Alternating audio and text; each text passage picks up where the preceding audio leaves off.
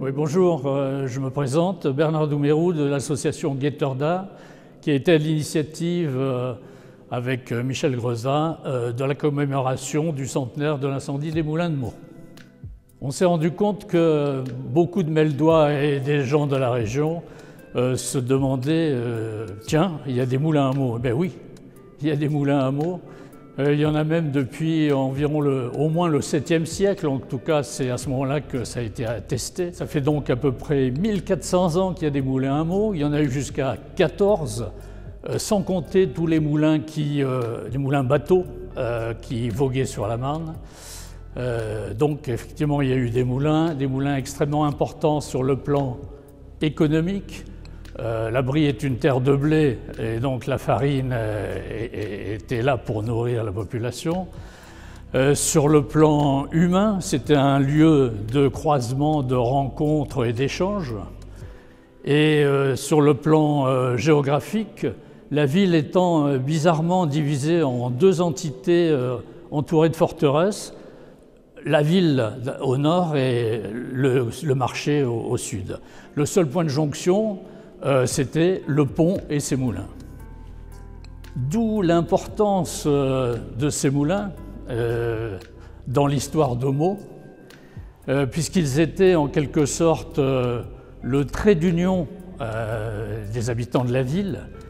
Il faut bien se rendre compte que les moulins de Meaux étaient véritablement le cœur battant de la ville et plus que ça, son âme. L'incendie a éclaté dans la nuit du 16 au 17 juin. C'est un incendie effroyable. Les seuls témoignages directs qu'on en ait, c'est 4 photos prises à une demi-heure d'intervalle par l'une des propriétaires d'un moulin qui brûlait, le moulin du milieu. L'autre témoignage des moulins en flammes, on le doit à Charles Roussel, qui a essayé de traduire l'horreur du spectacle et en même temps la fascination des spectateurs. Mais la lutte contre le feu était perdue d'avance avec des moyens dérisoires, obsolètes. Les pompiers ont donné tout ce qu'ils ont pu avec leur courage, mais ils n'ont rien pu faire et en 4 heures, les moulins ont brûlé entièrement. Bien sûr, on peut s'interroger sur les causes de l'incendie. Officiellement, ce serait l'échauffement des coussinets de l'élévateur à grains qui aurait causé le problème, mais c'était d'ailleurs extrêmement courant dans les moulins et des centaines ont brûlé de cette façon-là. Mais ce n'est que la version officielle. La presse s'est bien évidemment emparée de la catastrophe et les articles ont eu d'autant plus de retentissement que les moulins étaient célèbres dans toute l'Europe et on peut même dire dans le monde entier. Dès le soir même, la presse parisienne et nationale, plusieurs titres en tout cas, ont annoncé l'événement. Dès le lendemain, on avait déjà des unes avec des photos et des articles très nourris.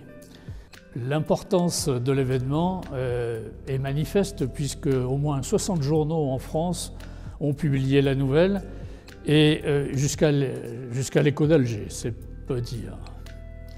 Pour la presse nationale, l'important c'était de traduire l'aspect historique de ces moulins, mais pour la presse locale, c'était beaucoup plus émotionnel.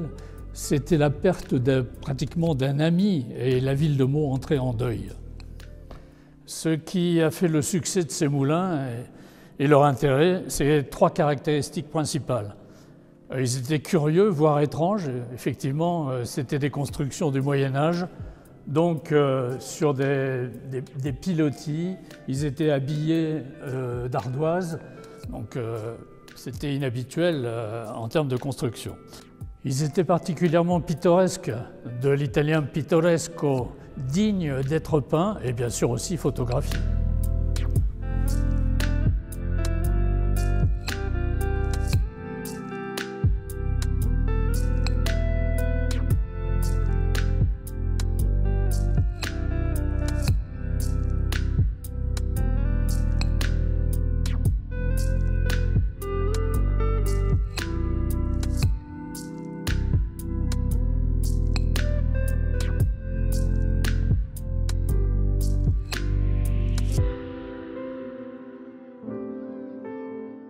Et attractif, ça veut dire qu'ils attiraient beaucoup de touristes. Et pour les touristes, pour qu'ils gardent un souvenir, eh bien, il y avait les cartes postales, des lithographies, un certain nombre d'objets soi-disant décoratifs, en tout cas de quoi leur permettre de penser à ces fameux moulins. Des moulins à Meaux, il ne restait plus que les moulins de l'Échelle. Ils ont été détruits volontairement en 1946 parce que l'utilisation de la force hydraulique de la Marne ne se justifiait plus, l'électricité étant arrivée.